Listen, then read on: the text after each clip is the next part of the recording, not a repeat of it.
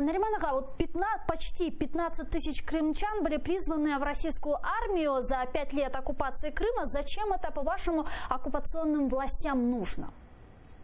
Ну, во-первых, это один из элементов интеграции Крыма, населения Крыма, а в первую очередь молодежи 18-летней, в идеологическое, политическое пространство Российской Федерации. То есть это люди, которые проходят определенную идеологическую обработку и так далее. То есть это очень важный момент ассимиляции, скажем так, для Российской Федерации. Естественно, на этом будут делать серьезные акценты и будут делать это постоянно и так далее. И здесь вопрос в том, кто как воспринимает эту ситуацию. Понятно, что с точки зрения международного сообщества и Украины Крым является оккупированной территорией, и, естественно, проводить мобилизацию среди местного населения является международным нарушением. Но Российская Федерация, как вы знаете, и по другим ситуациям считает, что Крым — это ее территория, соответственно, граждане России, а большинство людей в Крыму уже имеют паспорта Российской Федерации, особенно молодые люди, которые уже 5 лет живут, и многие первый свой паспорт получили именно красный паспорт Российской Федерации, они, естественно, призываются на военную службу. И здесь для жителей Крыма заключается, для многих, по крайней мере, вот весь тот трагизм, который несет в себе эта оккупация, когда они вынуждены абсолютно недобровольно, но жить по законам, которые им навязаны сегодня этой страной. В том числе и необходимость служить в рядах российской армии. Не каждый сегодня, учитывая тот прессинг, те репрессии, которые проводятся российской властью, находит в себе силы противостоять этим процессам и отказаться, или хотя бы уйти на альтернативную службу, или выехать за пределы Крыма, вообще за пределы Российской Федерации, потому что это очень серьезное, даже семейное, наверное, решение. Вы знаете, очень много людей выезжали, многие не выдерживают долгой разлуки с родными, долгой разлуки с родиной, возвращаются, а тут их опять ждут, и, естественно, избежать этого процесса невозможно. И можно долго говорить о международно-правовых нормах, можно призывать к здравому уму, но мы понимаем, что российская власть плевать хотела на все эти логические и правовые доводы, и она будет осуществлять ту политику, которую намерена.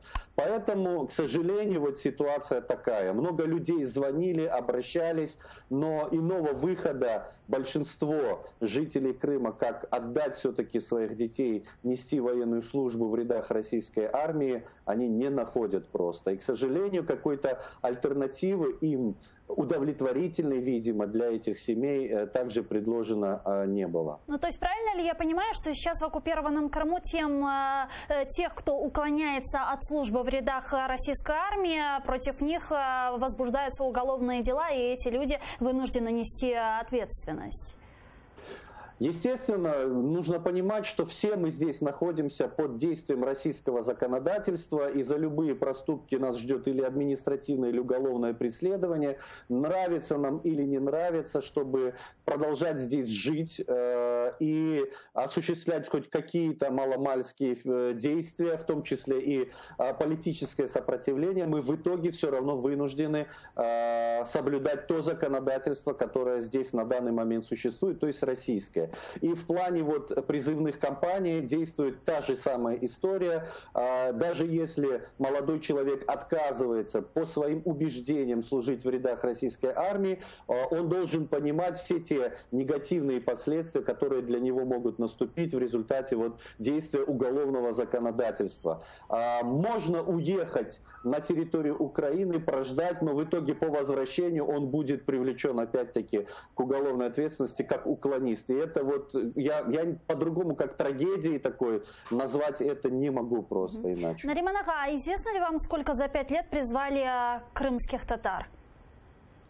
К сожалению, данными цифрами мы не обладаем, потому что статистические данные являются для нас просто недоступными, но по общению просто с нашими соотечественниками мы знаем, что это в принципе десятки людей, потому что, как бы то ни было, по прошествии 5 лет люди вынуждены вступать в правовые отношения с этим государством, адаптироваться, избегать вот того давления, того прессинга, страха за свою безопасность. И очень многие понимают, что другого выхода, как согласиться на то, что их дети пойдут служить в российскую армию, они просто не находят. Хотя есть и те, пусть их немного, которые отправляют детей на материковую Украину, ищут какие-то иные способы для того, чтобы их ребенок все-таки не служил в стране, которую они считают оккупантом. А куда в основном отправляют крымчан?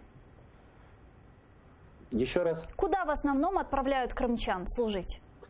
Я только напомню, что публично было сказано, что буквально первых несколько призывов оставались служить в Крыму для некой такой адаптации.